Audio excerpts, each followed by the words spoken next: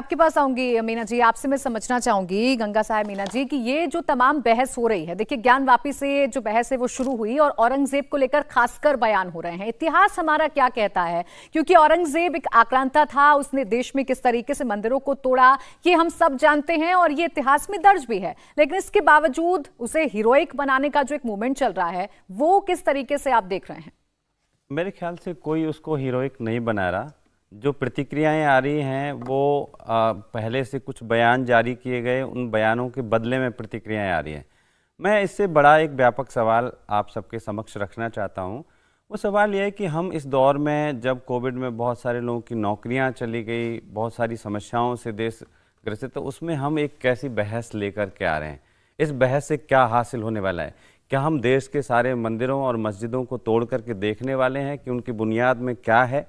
अगर इस तरह से हम तोड़ने लगेंगे तो उसमें बौद्ध धर्म के साक्ष्य मिलेंगे, कहीं कोई और साक्ष्य मिलेगा, और हम एक ऐसा पेंडोरा बॉक्स खोलने जा रहे हैं जिससे ये देश एक अंदरूनी समस्या से ग्रस्त हो जाएगा। आज हमारे देश को हमको आगे ले जाना है, विश्व की चुनौतियों का सामना करना है, तो एक वैज्ञानिक दृष्टिकोण अपनाना होगा।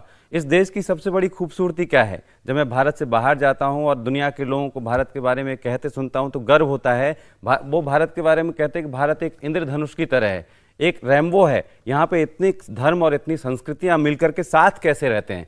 इस साथ को, इस विविधता को हम बचाने और आगे बढ़ाने के बजाय हम ये तोड़ने की और खोदने की बात क्यों कर रहे हैं?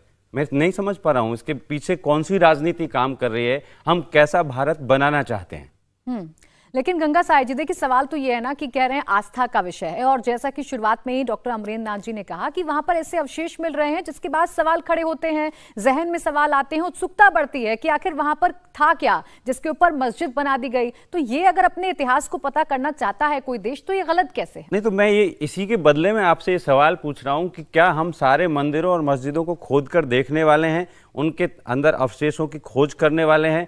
और ये लगातार अभी ये पिछले कुछ वर्षों में लगातार ये अवशेषों की खोज क्यों की जा रही है? इसके पीछे के निहितार्थ को हमको समझना पड़ेगा, और अगर वो निहितार्थ गलत है तो हमें अपने देश को इससे बचाना होगा। हम एक गलत डायरेक्शन में जा रहे हैं।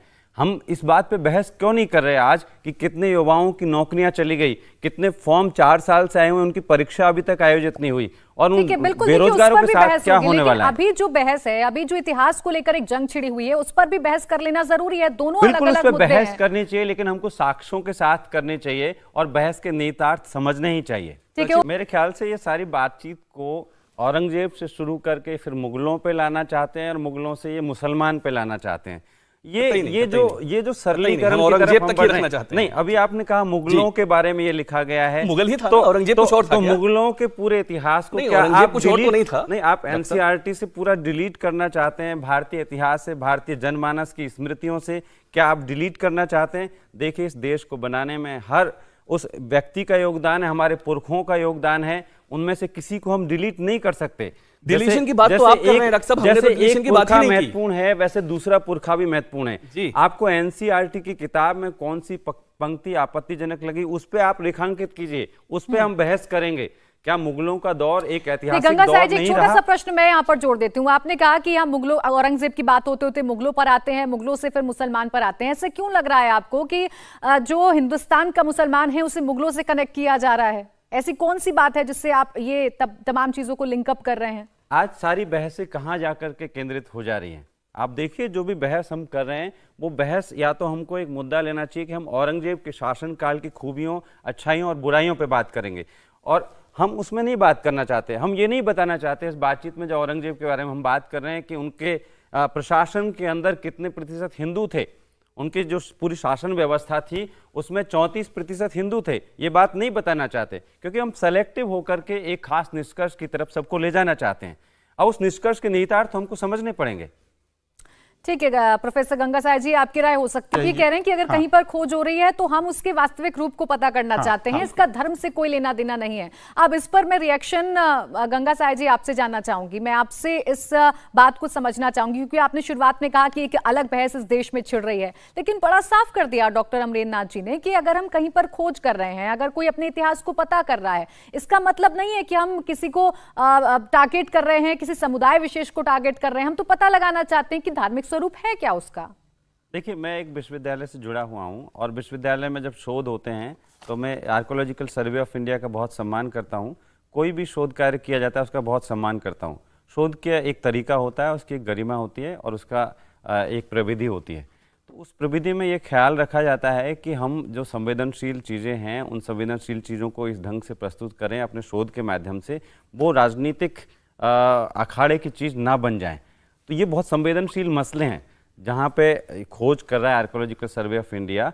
तो इतने संवेदनशील मसले को लगातार पिछले मैं देख रहा हूँ करीब 15 दिनों से टीवी डिबेट्स का हिस्सा बनना या लोगों की चाय की दुकान पे आपसी गर्मा गर्मी का मुद्दा बनना, मेरे ख्याल से एक शोध का तरीका नहीं है। शोध को इस तरह से बीच में, जबकि शोध अभी पूर्ण नहीं हुआ है, जब वो शोध पूर्ण हो तो उसके कुछ निष्कर्ष साझा किए जा सकते हैं। उस शोध को बीच में इस तरह से टीवी डिबेटों का हिस्सा बनना मेरे ख्याल से शोध की स्वतंत्र और एक जो निष्पक्ष परंपरा है और एक उसकी सम्मानित परंपरा है, उसमें कहीं ना कहीं एक बाधा उत्पन्न करेगा। गंगा साई जी, आपसे जरा मैं एक छोटा सा आप रिएक्शन इस पर दे दें कि देखिए फरमान तो है ना, ऐसा तो नहीं है कि फरमान नहीं है। उन आक्रांताओं के जिन्होंने मंदिर को तुड़वाया, खासकर अगर हम औरंगजेब की बात करें तो उनके फरमानों का जिक्र होता है कि उसने कब कब कहां पर मंदिरों को ध्वस्त किया और कई जगहों पर मस्जिद भी बनवा दी।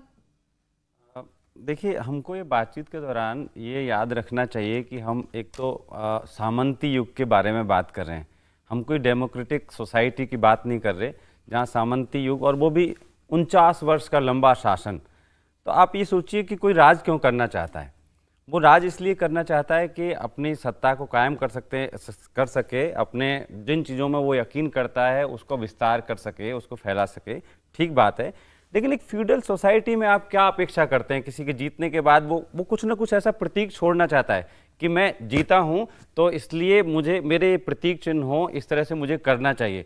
तो 49 वर्ष के शासन काल में, जैसा हमारे डायरेक्टर साहब ने कहा कि अगर वो इस्लाम का प्रचार करना चाहते थे, तो इस्लाम का प्रचार करना चाहते तो 49 वर्ष में वो कितना कर सकते थे? क्या उन्होंने इस तरह से कोई विधिवत इस्लाम के प्रचार के साक्ष्य हमको मिलते हैं कि उनके 49 वर्ष के शासन काल में इस्लाम बहुत तेज़ी से फैला? मेरे ख्याल से मुगल काल के बारे में एक संतुलित राय हमें बनाने की ज़रूरत है, क्योंकि वो भारत की साझी संस्कृति का हिस्सा है। उस मुगल काल में जिसमें बहुत सारे निर्माण कार्य हुए, आज हमें बेहतरीन इमारतें और इतने निर्माण कार्यों के साक्ष्य मिलते हैं। इतिहासकारों के पास वो साक्ष्य है। बात करना चाहती हूं, मैं फरमान को लेकर आपसे समझना चाह रही हूं गंगा साई जी। देखिए, फरमानों के बारे में तो नहीं हम इनकार कर सकते और लगातार हम अपने स्क्रीन पर दिखा भी रहे हैं कि कब कब औरंगजेब ने कहां पर किस किस मंदिर पर हमला किया, और कई जगहों पर फरमान भी हमें साक्ष्य के तौर पर मिलते हैं। खासकर ज्ञानवापी की बात कर लें तो यहां पर तो कई साक्ष्य पेश किए जा रहे हैं हिंदू पक्ष की तरफ से। साक्ष्य पेश किए जा रहे हैं। हमारे प्रोफेसर साहब के पास में भी साक्ष्य है, जिसमें दैनिक जागरण का साक्ष्य है और वो दिखाना भी चाहते हैं, जिसमें औरंगजेब की तरफ से एक फरमान है जिसमें लिखा है कि मंदिर ना तोड़ें। ऐसे भी साक्ष्य मौजूद है। मैं औरंगजेब को कोई क्लीन चिट नहीं देना चाहता, लेकिन मैं इतिहास के उस खास दौर को सही परिप्रेक्ष्य में देखने की वकालत जरूर करता हूं। लेकिन कंफ्यूजन में नहीं रहा जा सकता ना। अगर आप क्लीन चिट नहीं देना चाहते तो बताइए कि उसका कैरेक्टर क्या था।